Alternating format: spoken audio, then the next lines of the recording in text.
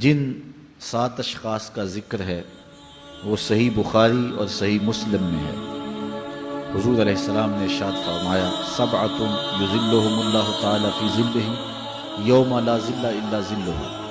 امام عادل وشاب نشأ فی عبادت اللہ ورجل قلبہ معلق بالمساجد ورجلان تحابا فی اللہ اجتمع علیہ وتفرقا الیہ ورجل دعته امرأة ذات منصب وجمال فقال انی اخاف اللہ ورجل تصدق بصدقة فأخفاها حتى لا تعلم شماله ما تنفق يمينه ورجل ذكر الله خاليا ففاضت عيناه او كما قال النبی صلی اللہ علیہ وسلم۔ حضور نے فرمایا اس دن جب کوئی سایہ نہیں ہوگا، 7 اشخاص کو اللہ تعالیٰ اپنے عرش کا ٹھنڈا سایہ بخشے گا۔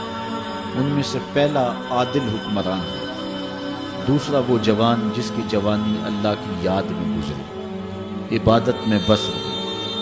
تیسرا وہ شخص کہ جس کا دل مسجد کے ساتھ لگتا ہے، چوتھا وہ شخص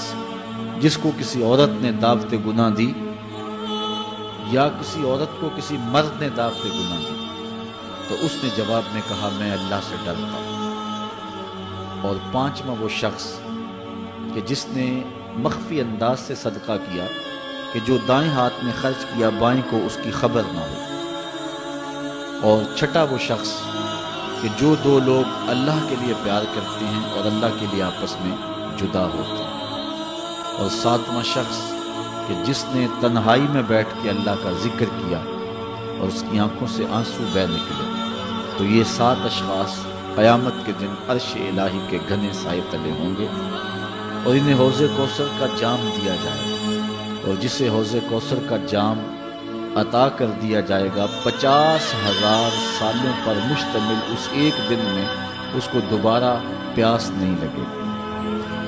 تو وہ دن انتہائی سخت دن ہے، اللہ تعالیٰ اس کی سختیوں سے ہمیں محفوظ فرمائے۔